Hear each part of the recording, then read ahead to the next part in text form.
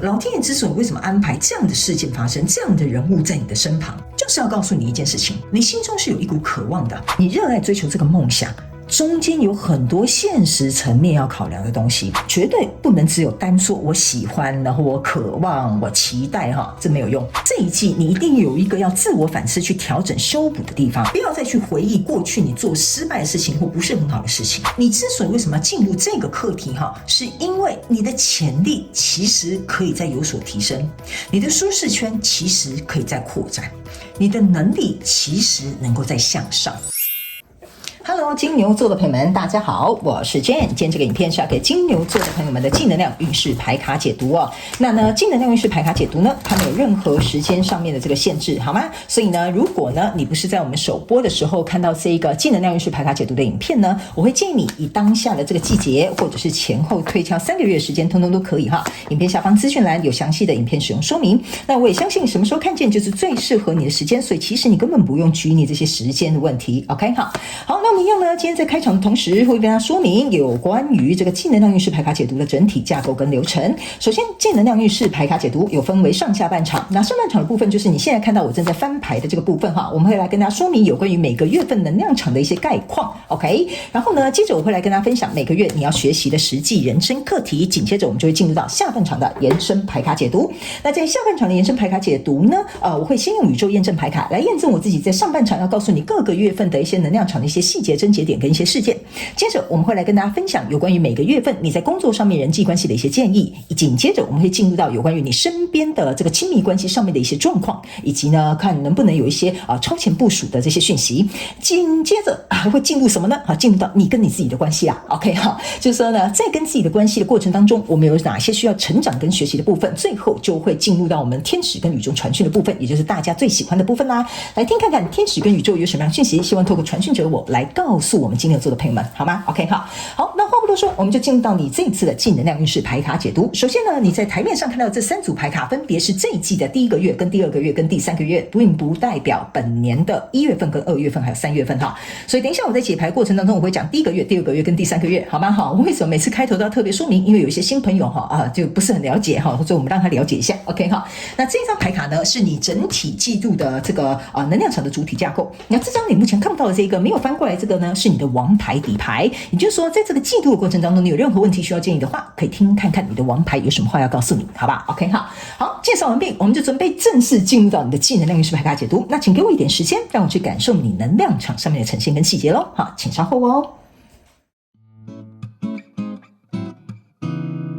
Hello， 大家好，我是Jane，非常感谢所有愿意在影片下方留言反馈以及按赞分享的观众朋友们，因为有你们的支持，才会有我的存在。所以如果呢，你还想要收听更多不同多元丰富的精彩内容，请你一起来收听我的主题广播节目，以及订阅我的电子报，就会收到最新的第一手消息。那如果呢，你还有其他的问题，也欢迎你点开影片下方的资讯栏，就可以找到所需要的答案。接下来就让我们一起来收看今天精彩的影片内容吧。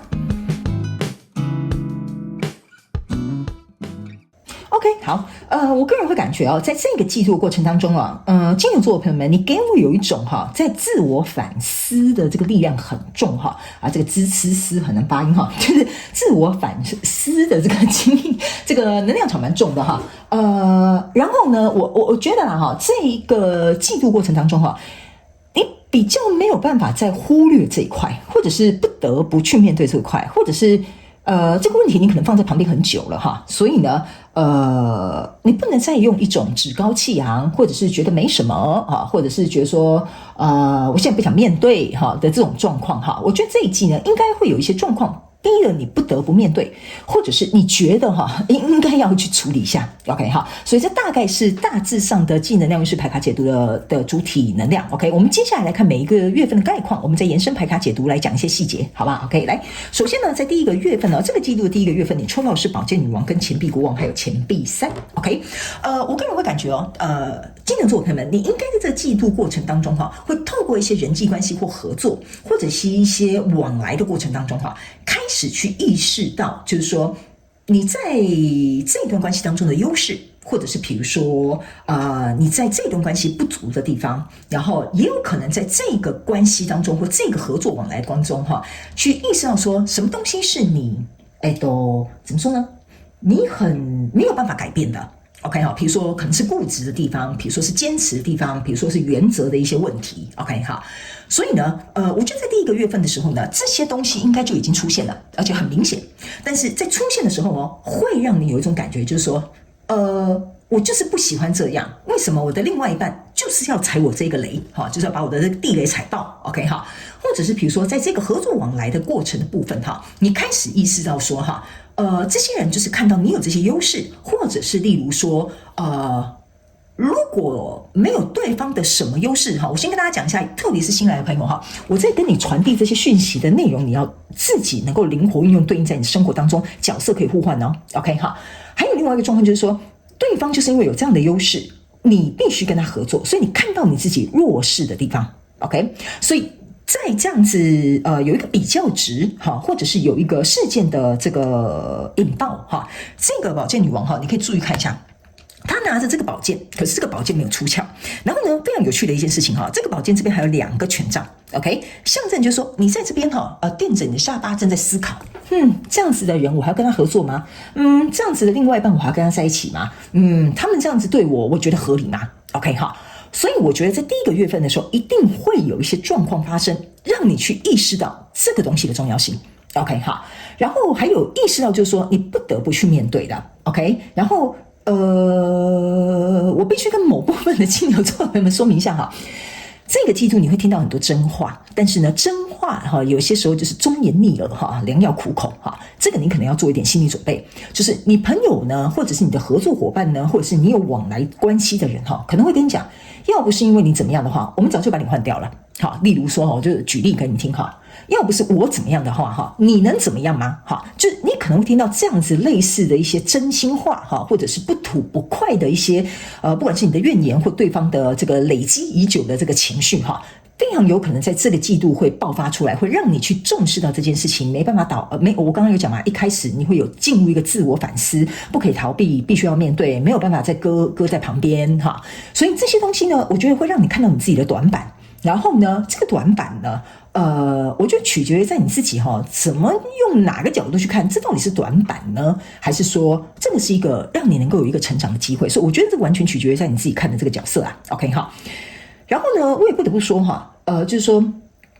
我觉得某部分这应该是小众的金牛座朋友们，在第一个月份的过程当中我会觉得你会认为你自己居于下风。某部分巨蟹座不是巨蟹座，金牛座朋友们会有这样的感觉就是说，这件事情的发生让你知道你有多么的弱势，这件事情的发生让你知道你自己有多么的不足，这件事情的状态让你知道你在这个状态当中，比如说没有话语权没有决定权，然后你是被支配的，或你是被控制的，你开始意识到这些状况的存在。然后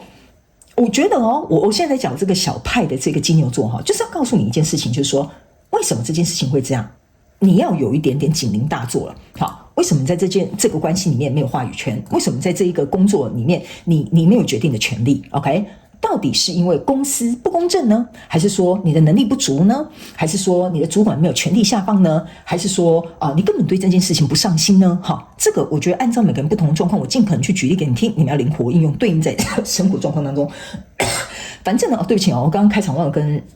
金牛座的朋友们讲一下就是我的气管还没有完全恢复，所以在录影的过程当中呢，可能会咳嗽，请大家包容跟见谅，好吗？OK， 我会尽量忍耐，好不好？OK， 好。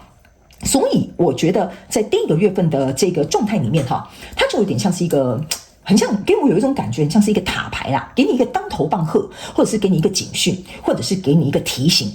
金牛座的朋友们，这里我觉得你应该要认真去看一下老天爷在提醒你了，我就有这样的感觉，所以你才会有一个宝剑女王，宝剑不出鞘，但是在思考。权杖2象征的意思就是说，那我下一步该怎么走？OK， 所以你这个宝剑女王就是在思考下一步要怎么走，因为下一个就是权杖3嘛，那你现在只有2，对不对 ？OK， 还有一件事情他们有提醒你为什么要把这张宝剑女王拿出来的原因，就是说呢，你可以注意看这个旗帜有一个是比较高，一个是比较短，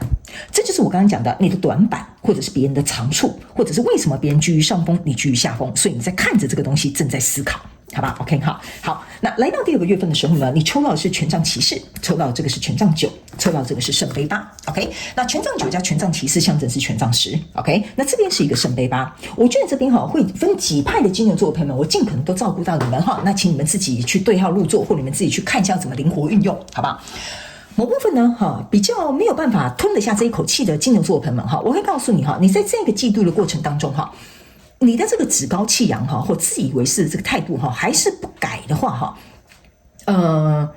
我必须要讲就是我不好意思我是传讯者没有办法给你sugar coat我必须要跟你讲，你会尝到苦头的，或者是你没有办法吃到甜头，因为你这个趾高气扬的态度说我没有错啊，是他先踩我的地雷啊 ，OK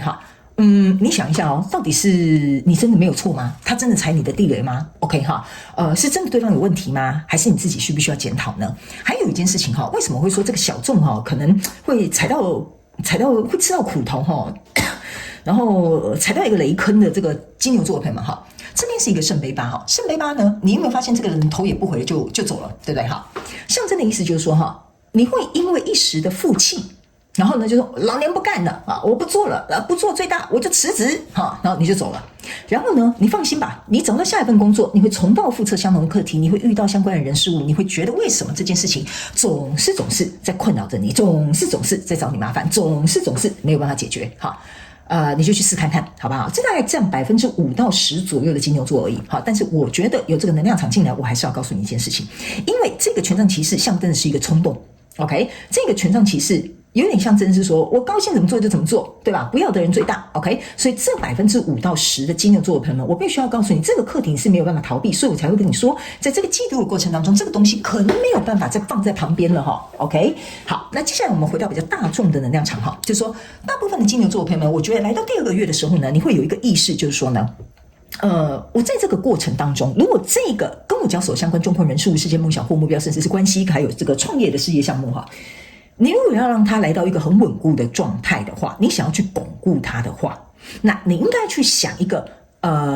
比如说解决这件事情的方法，处理这个状况的沟通的方式，或者是去了解两个人彼此的立场。为什么呢？因为我这样要告诉你第2个月份就是比较愿意去面对跟反思，还有去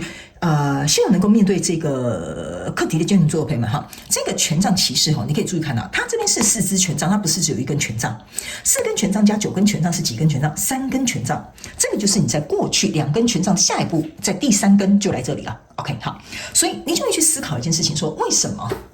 我举个例比如说我现在离职真的对我有利吗？我真的能够很快速找到工作吗？我真的有这个能力吗？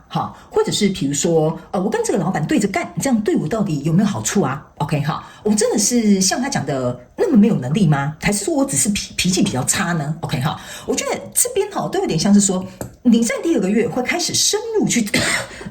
对不起，深入去找到。那这个症结点到底是什么？因为这个圣杯8往前走这边有一个太阳的，就是说你希望能够去找到光明解决，或者是这件事情有一个着落的一个状态。所以呢，圣杯8要去找那另外2个圣杯2，把这个圣杯10的圆满找出来。所以意思就是说，那个圣杯2代表就是你跟这个老板之间，比如说就是工作我就举例，工作之间就是说老板到底是看你不爽，是真的纯粹挑你毛病，还是你真的自己有毛病这个你就要自己去思考一下，好吧？到底是别人在找你麻烦，还是你挖坑给自己跳，然后自己找自己麻烦？这个就是你真心的要去面对。还有，为什么我会跟你讲这个会有点难受的原因，就是因为呢，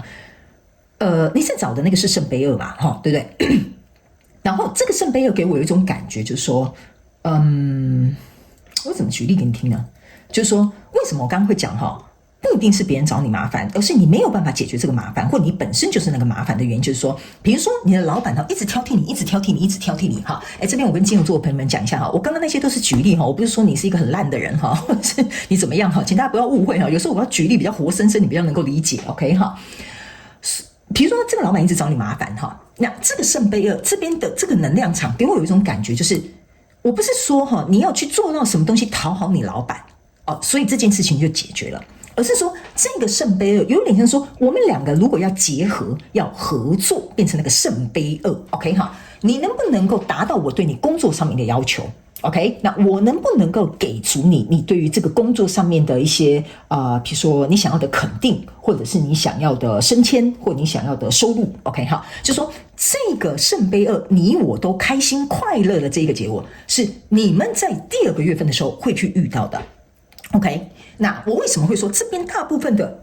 金牛座的朋友们会留在这段，比如说关系、友情或工作，或者是你的事业项目里面，原因是因为你已经在那边投入了圣杯八了。OK， 而且你注意看这个圣杯八里面是没有圣杯八，只有一个圣杯一在这边，象征的就是说这个跟你交手的相关重要人数、事件、梦想或目标，或者是事件项目 ，OK， 这个是你热爱的、你想要的、你在乎的、你渴望的。OK， 所以你想要去把它平定下来，你想要把它稳定下来，是变成这个权杖四，就是说我希望重新找回热情，我希望重新找回对方对于我这种怎么讲，怎么说呢？比如说找回我们关系的热情找回老板对我的信任 ，OK， 找回我对这个行业的期待这个就是这个权杖骑士给我的感觉 ，OK。那这边我给你看一下这个权杖八呢，是在下面，这份比较长的这个权杖在这里 ，OK。所以呢，我刚刚为什么如果是新来的朋友们，你们要特别理解我的用字遣词我的用字遣词是我选择的原因我刚才有说呢，这两个权杖一个是高，一个是矮。OK， 所以你有可能在这个月份这个月份或这个季度是处现在下风的这个很特别高的这个权杖象征就是说我要怎么样去跟这个匹配 OK， 那这两个权杖也象征的就是圣杯二，就是说我要怎么样能够让我自己提升来进行一个匹配，或我自己反思，我去做一个改变，我能够达到这样的状况或者是更好的方向 OK。 所以呢，这就是为什么我会跟你讲下面有权杖八，这边有权杖三，就是我要如何去推动这个方向才可以走得又远又长，就是这个权杖四。还有一点是，他们有给你看一个东西这四支权杖加这个权杖是权杖五，权杖五加两根权杖象征的是权杖七。OK 我们先不要管下面这些权杖我是要告诉你这些立着你现在看得到的立竿见影的这些权杖。权杖七象征的意思就是说，如果你要这一份胜利，你要这份关系你要这个合作成功 OK 你必须要能够靠你自己的争取，或靠你自己的付出，靠你自己的行动，靠你自己的这个改变，你才能够去巩固这个东西 OK 好，然后接下来我要告诉你你如果经常看牌卡解读的朋友们你一定看过权杖七 OK， 权杖七就是一个人拿着权杖抵抗下面这个权杖六，对吧那这个权杖六呢，请你再加这个下面的权杖八，象征就是权杖四 OK。权杖四呢，又应对这个权杖四，意思就是说，我不仅要评定我自己的问题，我还要能够解决对方的疑虑。OK， 所以你这个反思是有点像说，比如说假设好了，你们现在合作关系出了有不信任的问题你要解决你自己的问题之外，你还要评定对方的疑虑。OK， 你要能够提升你的工作能力之外，还要再重新找回你老板的信任。OK， 我就尽可能举例给你们听，你们就会理解到说，这个在第二个月份对你来讲是一个很重要的转折点。OK， 我要想办法怎么样去让天降太平。OK 所以呢，我个人会感觉第一个月份比较有点像是事件的发生跟 trigger 会出现，第二个月份你在反思、想办法解决问题跟巩固这些你想巩固的什么人事物。OK， 那来到第三个月份的时候呢，这边是一个宝剑五、权杖六，还有一个钱币六。OK， 来这个对不起这个权杖六跟这个钱币六象征的意思是说，如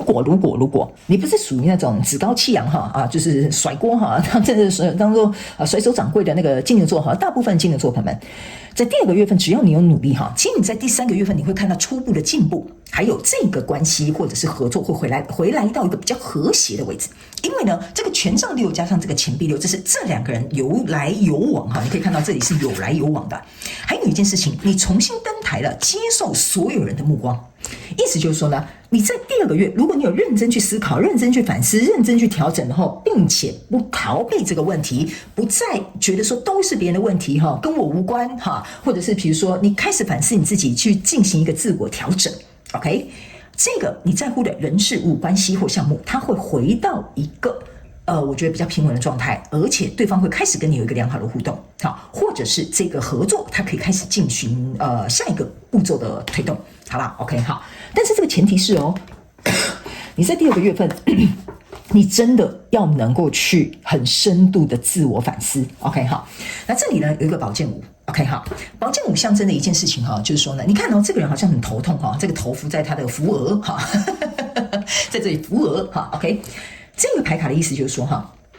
我觉得哈，某部分的这个金牛座的朋友们，这张牌卡有几个讯息。第一个讯息，你开始意识到一件事情，说原来有这么多东西是我过去曾经忽略的。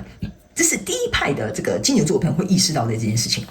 还有，你可能会觉得说，我干嘛要把事情搞成这种地步，我才来收拾 ？OK， 好。第二派的这个金牛座朋友们，这张牌卡在第3个月哈，你的感受比较有点像是说呢，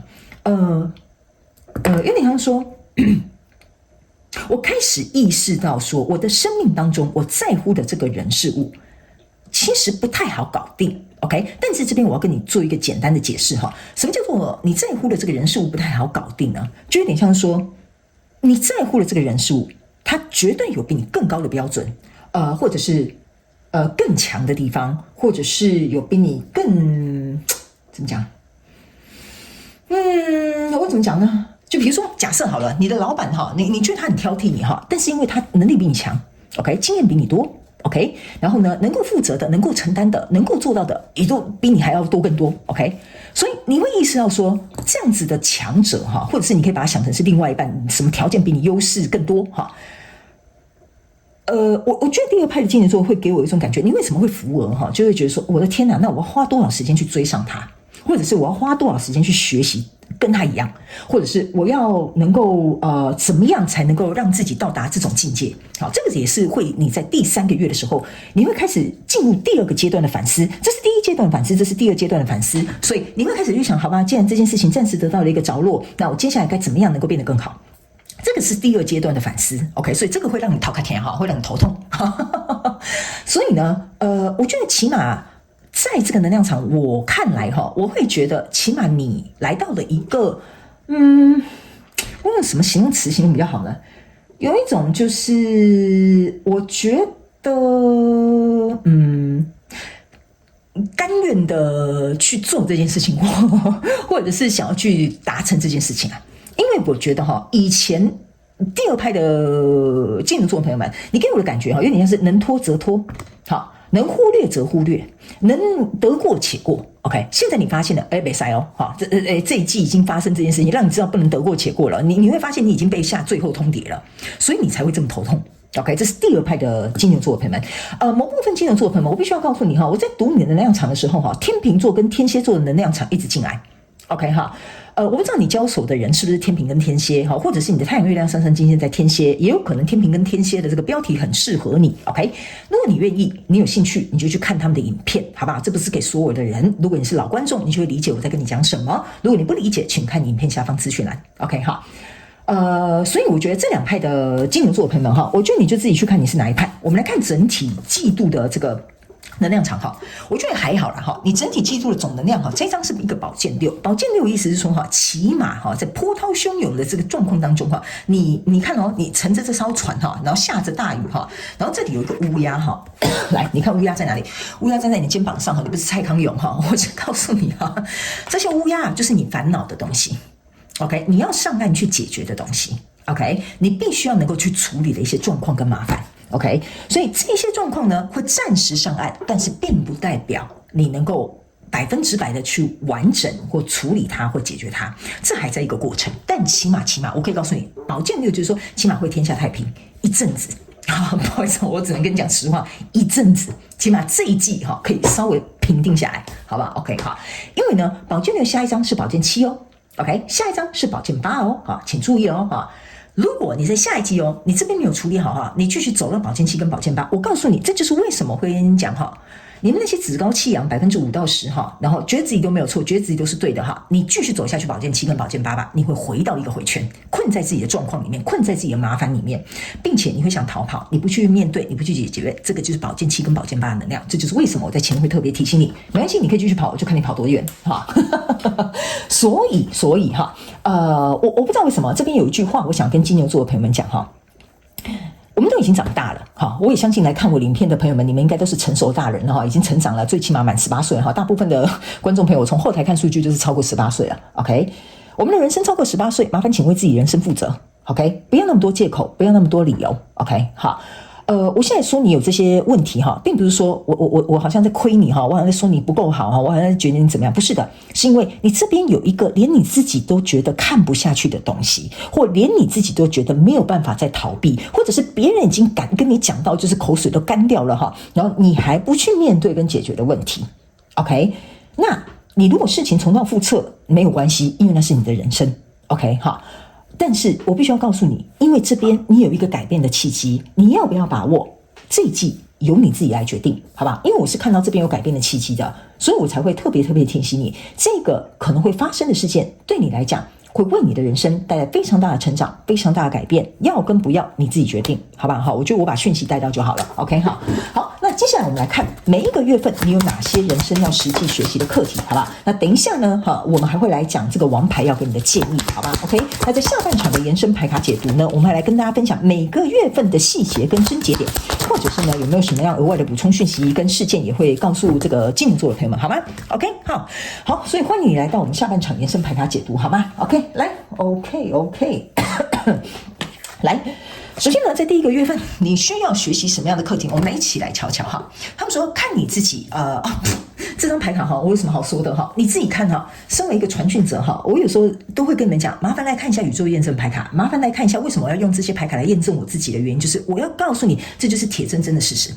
Look at yourself through the eyes of a friend。OK， 透过你朋友看你的这个眼光，或者是眼神，或者是比如说看你的这个角度，你就会看见你自己。OK， 好，去看一下他们是怎么看你的。我是有跟你讲的，你在这边如果有人踩爆雷哈，就是踩爆你的雷，或者是这些人跟你讲说你应该要改，你怎么样，或什么等等之类的哈，他们说你去想一下吧。这些人啊，我个人觉得金牛座的朋友们，他们不是来找你麻烦的，搞不好他们也都看不下去，也都不想再说了。OK， 好，所以这件事情跟冲突矛盾，或者是有一些东西 trigger 你哈，就是要告诉你一件事情，在第一个月份的过程当中，如果真的有人踩到你的地雷哈，你先冷静一下，你先不要爆炸，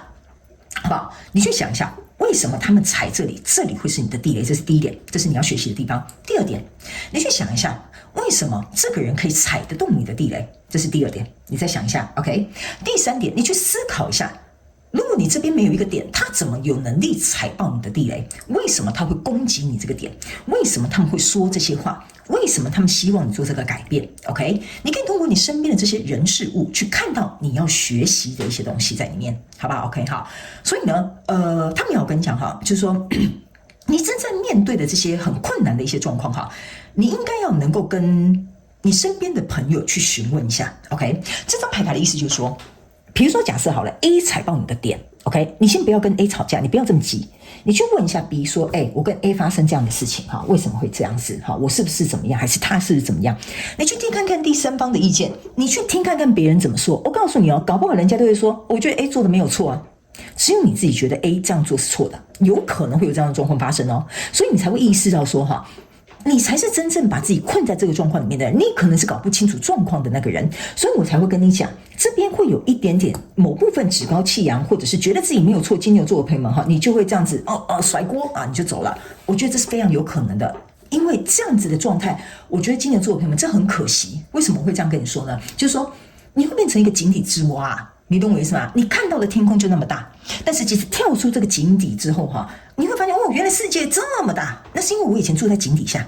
OK， 所以这有可能是你会一跃成名一夜之间改变的好机会。但是如果你看的角度并不是这样的话呢，或你没有办法看到这个角度哈，这个月份你还要再学习一个课题，去听看看别人的意见。好不好？你不要觉得别人针对你，你不要觉得好像别人在找你麻烦，你是去找第三个人、第四个人、第五个人去确认一下，到底是谁有问题，或者是这个状况到底是怎么样，他们的看法是什么，他们觉得是怎么样见解 ？OK 哈，你去问看看，好吧？这个就是你必须我觉得为什么我会一直重复强调去听看看别人的意见，就是说某部分金牛座的朋友们，你拉不下面子，或你有自尊心的问题，好，你去听到这些真实的答案。你可能咽不下这个东西，所以我刚刚为什么在前面开场的告诉你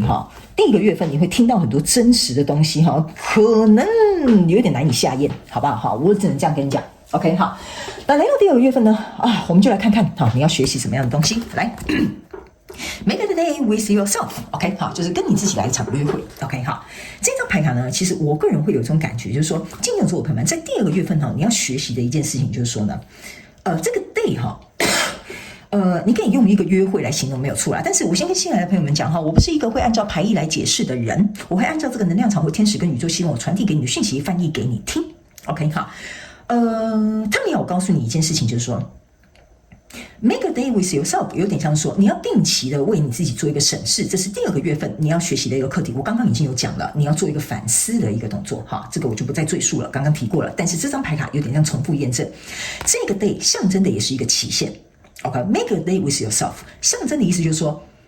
你这样的状态，你打算拖多久？也是我前面讲的，你打算什么时候要解决？你认为要给自己多少时间学习这样的课题？你认为要给自己多少的期限去改变这个状况？这个是第2个你要学习的。OK 哈，所以我才跟你说，你有很多东西是不能拖了，这个东西有可能是以前就发生过了，而且有可能是重复发生的。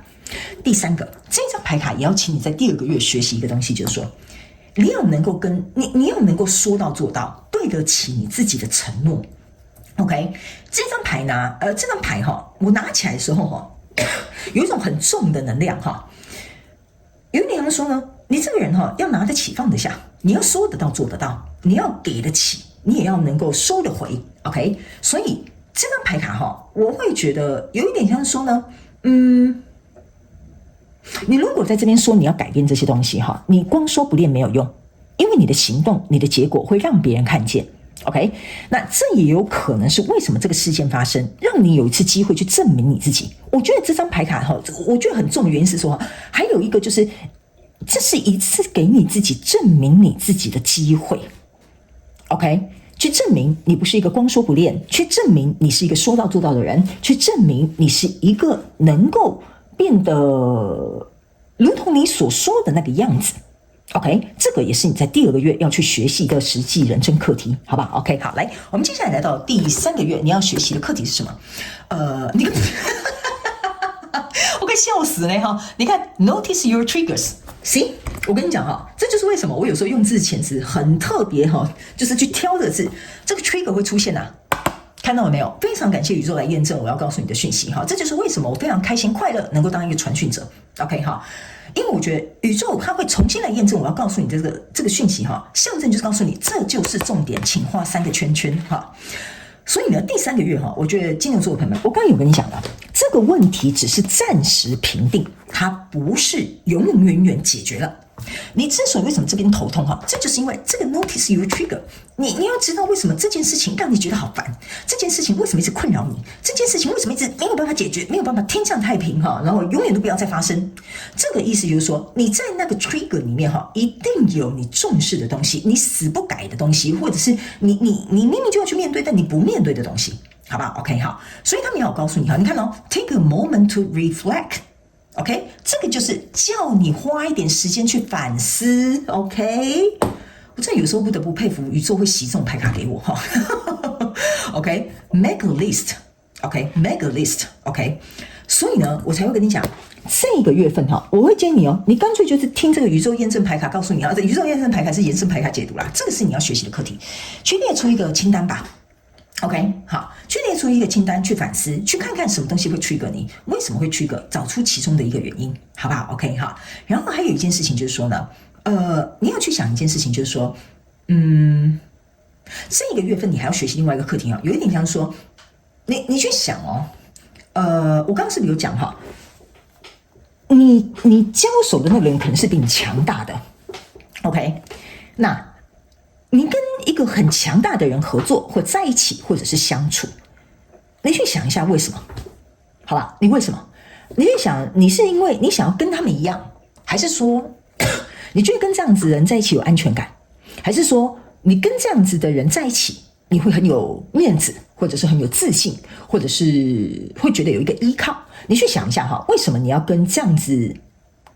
比你强大的人在一起？好不好？金牛座的朋友，你想一下，这是第2个月你要学习的课题哈。除了练清单、去反思，然后去想一下为什么你要跟这么强大的人在一起？因为跟这强大人在一起，其实说实在的哈，你会给自己压力嘛？是不是这样说？可能会有压力，可能会逼迫自己，可能会有一些心理或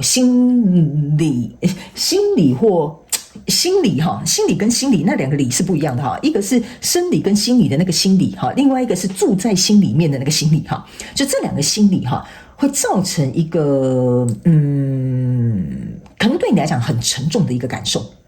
OK， 所以你也可以去想一下为什么你会选择这么做。OK， 那第3个月，我觉得还有一个小小的要去学习的课题，就是说呢，你去想一下吧，为什么？我怎么形容这个东西呢？你也去想一下哈，就是说，我怎么形容哈？对不起哦，有些时候有些能量只能意会不能言传的原因就是在这边哈。你去想一下，为什么这个东西自始至终，我觉得这应该是小众的讯息哈。你永远都在想办法找借口。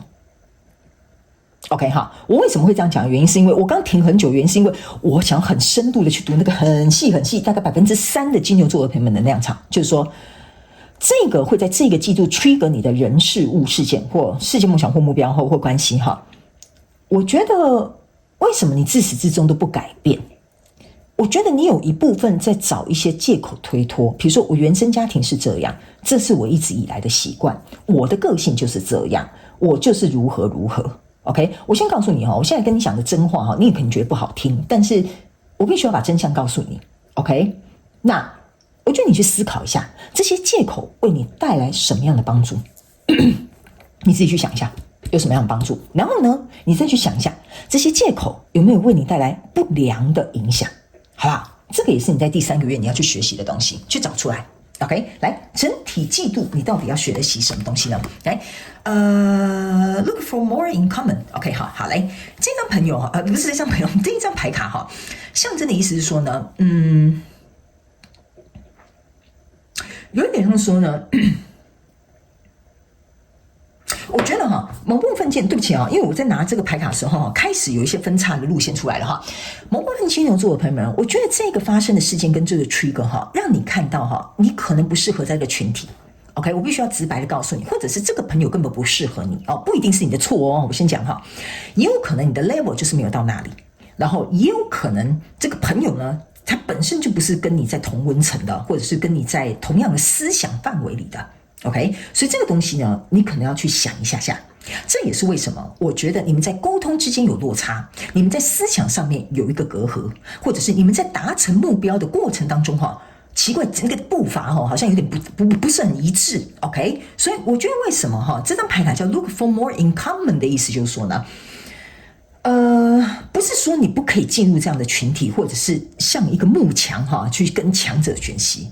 而是说你要知道你现在在哪一个位置。OK， 那你在哪一个位置？你从哪一个位置出发，对你自己比较有利，或对你自己有帮助，或者是对你自己来讲才不会造成这么大的压力或压迫感，或者是这种很抗拒的感受。这个可能也是你整个季度要能够去学习的。OK， 好，还有这边有个极小众就是那极小众3到5%的金牛座一直在那边给我徘徊我要把你们揪出来哦OK， 我觉得这3到5%的这个金牛座的朋友们对不起我讲话比较直白一点我必须要这样跟你说如果你是属于那种甩那什么甩手掌柜的然后老娘不干了不干最大的那一派的金牛座的朋友们我觉得你去思考一下下啦，你会发现说你的人生为什么一直没有成长？那是因为你只愿意留在你舒适的地方，好吧？我就直白跟你说 ，OK？ 那你可以继续待在那边，我没有任何的意见嘛，因为那又不是我的人生，对吧？我有什么好管你的？但是我必须要告诉你一件事情。你之所以为什么会来看到这个能量运势牌卡解读，你之所以为什么心里会有这样不舒服，你之所以为什么要离开、逃避，或者是不想去面对这件事情，那是因为你要去想一件事情这件事情呢，一定是对于你来说有一个重要性质的存在。OK， 如果我留下来，我面对，我是不是就是示弱了？例如说，我举例我如果去反思，那就是代表说我不够好。OK。所以呢，你去想一下这样对你真的有长期的帮助吗？好吧 ，OK 我就在这里点到为止就好了。那个一定有你重视的东西，你才会有这么大的反应。我就这样讲，好不好？啊，那你想一下，消化一下，好啊，你去听看看，他们要给你的讯息。好，来，最后我们来看王牌 ，OK？ 王牌的意思就是说，在这个季度过程当中，你遇到任何问题想要建议的时候，来听看看王牌要跟你说什么。好，来，这张牌卡叫女祭司，好，它就是闭上眼睛，你自己看到脑袋在干嘛？在思考。OK， 好，再进行一个连结。OK， 好，来，女祭司呢，希望我在这个季度告诉金牛座的朋友几个讯息。第一个讯息 ，OK， 闭上你的眼睛，静下心来，好好去思考。OK， 你现在身处于在一个什么样的环境跟状态里面？这个环境跟这个状态对你到底对于长久来说，到底有没有让你能够有所发挥你的潜力，或者是比如说对你有所提升或者是比如说对你有任何帮助，好吧？这是整个季度的过程当中，你去想一下。OK， 好。第二个，在整个季度的过程当中，女祭司呢，她象征的是一个冷静沉着的一个人。OK， 好，那他们要告诉你，某部分的金牛座的朋友们，你在这个季度的过程当中，你会经历很多自己情绪爆发，必须要控制的一个状态。OK 哈，那爆发不是说你一定要恶狠狠的去骂人哈，就比如说，就像我刚刚讲的 trigger 嘛哈，小事可能也 trigger 你，大事可能也 trigger 你这样子 OK， 你要能够冷静沉着下来，去跟你的这些情绪去共处 OK， 因为这个女祭司头上是有一个月亮的，月亮的意思就是说，不要让这个情绪站到你的头顶上，你不要被你的情绪控制了。而是你要能够有能力控制你的情绪 ，OK？ 一个人能够控制自己的情绪，就可以控制他的人生。这一张牌卡，也就是要告诉你第二个这个讯息。第三个，你注意看这个女祭司哈，旁边这边都是绿色的，连衣服都是穿绿色的 ，OK？ 但是呢，在她头上的这个东西哈，你可以注意看到这边是有几个点点的。对吧？然后呢，这里是连接这个算是粉红色的能量场嘛 ？OK 哈，我们就当它粉红色，好吧 ？OK， 我个人会有一种感觉哈，他们要我跟你说哈。你的度量有多大，你的心量就有多大 ，OK？ 你的眼光有多远，你看见的路，你能够走的路就有多远 ，OK？ 所以他们要我告诉你一件事情，就是说呢，你在这个季度的过程当中，你必须要把你的心量跟心胸，或者是你能够容纳的东西，或接受别人建议的这个东西要打开，这个就是绿色心轮的能量场。这个红色的能量场粉红色能量象征的，也就是你恐惧的地方，需要被爱的地方，需要被看见的地方。OK， 为什么你不敢敞开？好，你害怕什么？你需要被看见什么？哪个东西你已经埋藏已久，但你一直没有去面对？这个就是红色的能量。OK， 它是一个需要有爱去关注的一个点。OK， 所以你去找出来一下，你哪里需要关爱你自己？这个问题需要用什么样的爱去滋养跟灌溉它？这个也是在整个季度过程当中，你遇到一些状况的时候，你可以从这里着手。那这几个点点呢，是要告诉我们金牛座的朋友们去想一下，在这个季度过程当中，额外的讯息就是说，这件事情罗马绝对不是一天造成的 ，OK， 一定是点加点加点才会连成线。所以他们说呢，请你回头去想一下，有没有什么蛛丝马迹，有没有什么连贯的事情，有没有一些连贯的一些原因，或曾经因为怎么样所以怎么样去找出来。你如果能够把这个点连成线，你就会想通，或者是能够明白，或者是知道我们这一季要告诉你的讯息。